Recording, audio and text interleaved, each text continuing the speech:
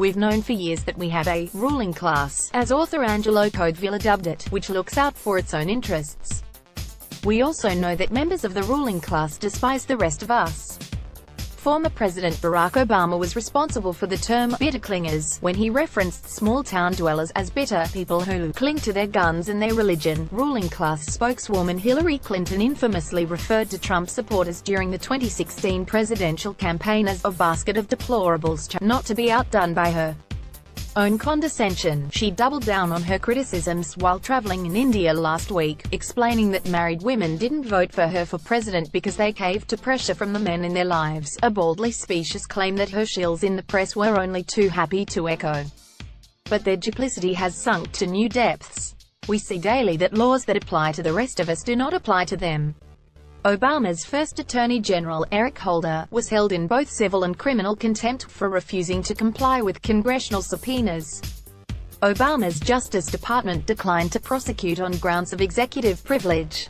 Obama's second Attorney General, Loretta Lynch, held a completely inappropriate, and arguably unethical, if not illegal, private meeting with Bill Clinton while his wife, Hillary, was, in theory, under investigation by the FBI. The Justice Department's primary concern thereafter was finding and punishing the person who leaked the story about the meeting. Former FBI Director James Comey bent the rules when Hillary Clinton was under investigation for improper use of private email servers. Her aides were allowed to claim attorney-client privilege. She wasn't put under oath when the FBI interviewed her, nor was the interview recorded. Clinton lied. She destroyed evidence that was under subpoena. The decision was made to exonerate her months before she was even interviewed. Any of the rest of us would be in prison by now. The left can scream collusion with Russia and election manipulation at Donald Trump, and the accusation alone is meant to discredit him and his election. Meanwhile, the investigation that Democrats insisted upon has revealed that it was the Clinton campaign that funded the dossier that listed a series of fabricated events tying Trump to Moscow. That phony dossier was used to persuade a foreign intelligence surveillance court judge to authorize spying on Trump and some of his associates. FBI personnel were exchanging emails plotting ways to prevent Trump's election and discussing an insurance policy, which some pundits suggest sounds an awful lot like an aggressive Russia probe, in case he did. These emails included references to friendships with an FISC judge, Rudolph Contreras. Nearly 17 months after the 2016 presidential election, special counsel Robert Mueller and his team have found no evidence that the Trump campaign colluded with Russia. Still, the investigation grinds on. Mueller is now subpoenaing business records of Trump's businesses.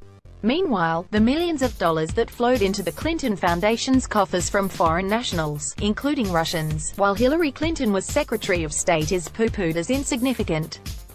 Similarly, there are no consequences for Clinton's successful efforts to derail the Democratic primary process and deprive Bernie Sanders of the 2016 nomination.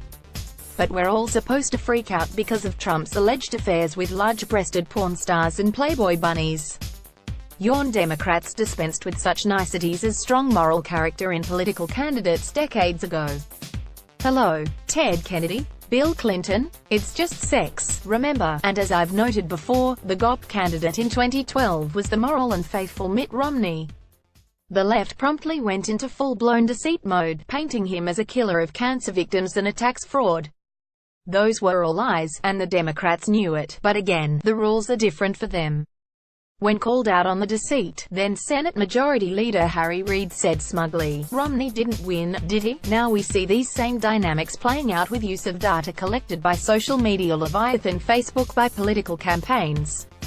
It was brilliant campaigning when the Obama campaign did it, but somehow morphs into a national crisis warranting internal investigation when that same data is used by a Republican campaign. This smells to high heaven. But it's typical. The left has been in a state of perpetual outrage since Trump's victory in 2016. In truth, liberals are as incensed as they are because they stacked the deck and broke the rules to win. All the rules, including those that should apply to political campaigns, media coverage and even law enforcement. Now we're supposed to be dutifully distracted by the sleight of hand that is their daily barrage of hysteria and ignore the evidence of their corruption that's right before our eyes. But members of the public aren't playing along like the good little sheep they're supposed to be. Worse, they are using the internet and social media to spread the word and expose the deception. That is a source of further outrage, and it is behind the current efforts to silence conservatives and others who refuse to toe the left's party line. That is a subject for another day. Copyright 2018 created